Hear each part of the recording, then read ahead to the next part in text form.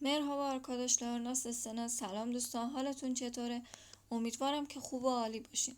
امروز قراره که با هم یه سری از قواعد رو یاد بگیریم که در درس بعدی در تمرین ها به کارمونه. حالا این قواعد چیا هستن؟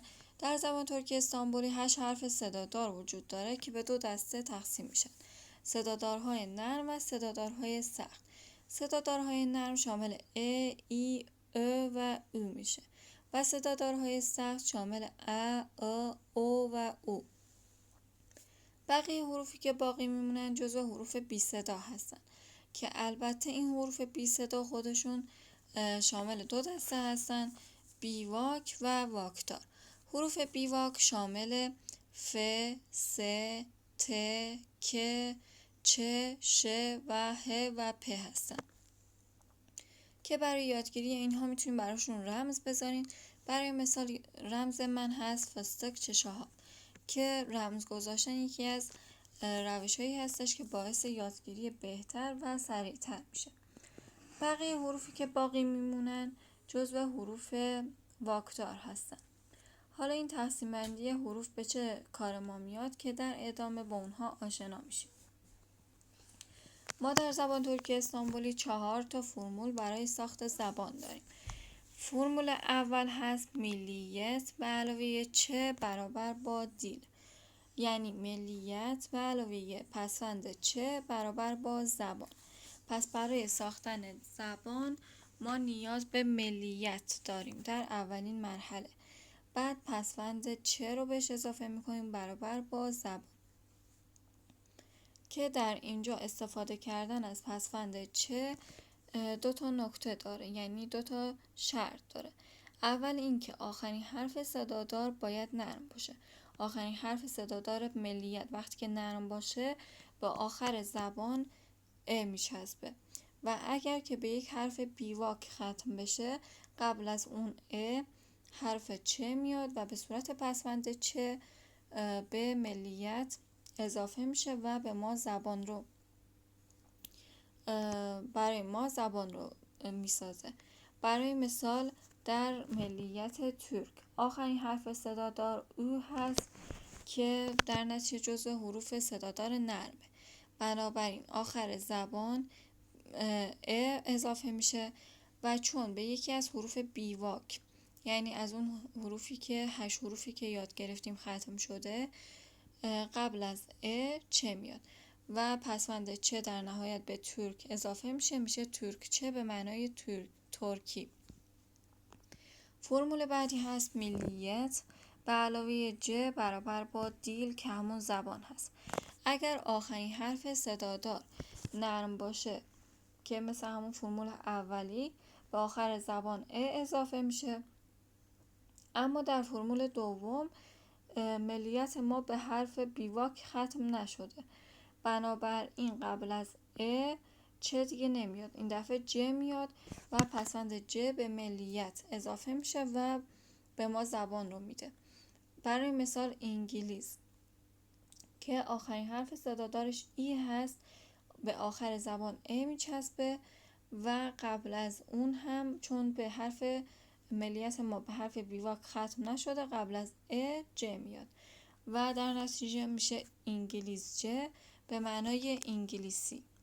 فرمول بعدی هست ملیت به علاوه چا برابر با دیل.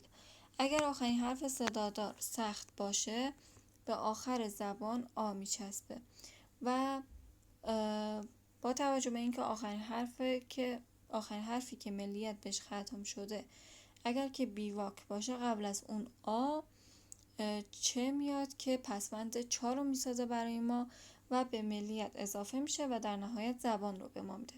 برای مثال در ملیت روس آخرین حرف صدادارش هست او و در نتیجه به آخر زبان آ اضافه میشه و چون به یکی از حروف بیواک ختم شده قبل از آ چه میاد میشه روسچا به معنای روسی.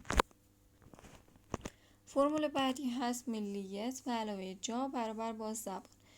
اگر آخرین حرف صدادار ملیت مثل فرمول قبلی جزو صدادارهای سخت باشه به آخر زبان آ اضافه میشه، اما در فرمول اینجا چون به حرف بیواک ختم نشده در نتیجه قبل از آ به جای چه ج میاد که پسوند جا رو به ما میده و علاوه ملیت میشه که برابر میشه با زبان.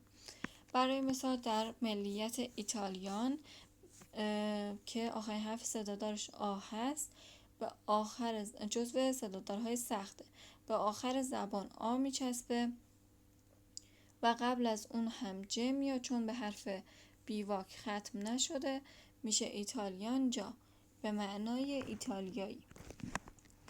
اینها 4 تا فرمول بودن برای ساخت زبانهای کشورهای مختلف. بعد میرسیم به پسوند جمع. در زبان ترکی استانبولی پسوندهای جمع به 2 صورت لر و لار میاد. حالا چه زمانی از لر استفاده میکنیم و چه زمانی از لار. با توجه به آخرین حرف صدادار، اگر آخرین حرف صدادار کلمه ما جزو صدادارهای سخت باشه از پسوند لار استفاده میکنیم و اگر که جزو صدادارهای نرم باشه از پسوند لر استفاده میکنیم. برای مثال در کز آخرین حرف صدادار هست، بنابراین از پسوند لار استفاده میکنیم، میشه کزلار به معنای دخترها.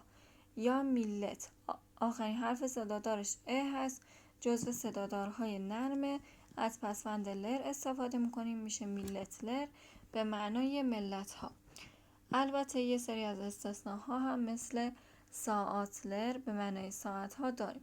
در اینجا آخرین حرف صدادارش آ هست اما پسوند لر بهش اضافه شده. و یا هارفلر به معنای حرف ها، کالپلر به معنای قلب ها و یا غیره. بعد از این میرسیم به پسوند جایگاهی در.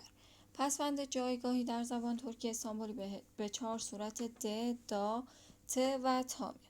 حالا چه زمانی از هر کدوم از اینها استفاده میکنیم؟ اگر آخرین حرف صدادار کلمه صدادار سخت باشه از پسوند جایگاهی به صورت د استفاده میکنیم و اگر آخرین حرف صدادار کلمه صدادار نرم باشه از پسوند جایگاهی به صورت د استفاده میکنیم. و نکته‌ای که در اینجا وجود داره، اگر که کلمه ما به یکی از حروف بی صدای بیواک یعنی همون فستق چشاهاب ختم بشه در نتیجه د تبدیل به ت میشه و دا تبدیل به تا میشه. برای مثال در اوده به معنای در خانه، او به معنای خانه هست، آخرین حرف صدادارش هست، در نتیجه از پسوند جایگاهی در به صورت د براش استفاده میکنیم، میشه اوده در خانه. یا در اورماندا، اورمان به معنای جنگل هست، آخرین حرف صدادارش آ هست، از پسوند جایگاهی دا براش استفاده میکنیم، میشه اورماندا یعنی در جنگل. یا سپته، سپته یعنی در سبد، سپت آخرین حرف صدادارش هست، بنابراین جزو حروف صدادار نرمه، از پسوند جایگاهی د استفاده میکنیم، میشه سپت د. اما در اینجا نکته که وجود داره، سپت به یک حرف بیواک ختم شده، د رو تبدیل به ت میکنه، میشه سپت ت یعنی در سبد.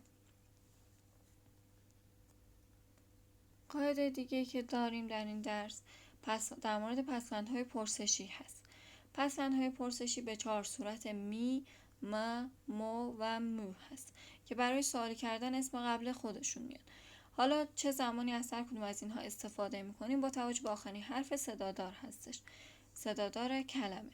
اگر که آخرین حرف صدادار کلمه ا و ا باشه به صورت م میاد، اگر و ای باشه به صورت می میاد، اگر او و او باشه به صورت مو میاد، اگر و او باشه به صورت مو میاد.